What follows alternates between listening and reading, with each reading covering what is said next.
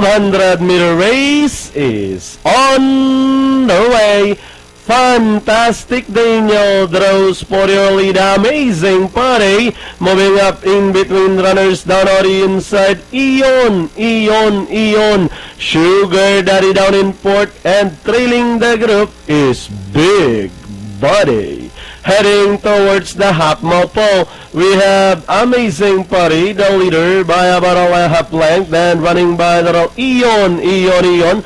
Fantastic Daniel now trying to get closer in third. Sugar Daddy running on the outside, and a long way back to Big Buddy as they rounded a 600.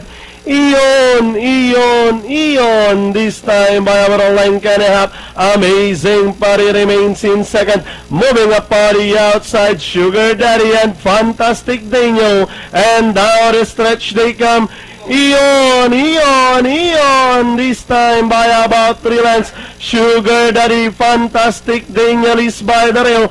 Ion, he starts to draw away by about 7 to 6 lengths. And finally, Ion, close between Fantastic Daniel and Sugar Daddy. Then comes number 2, Amazing Pare and Big Buddy.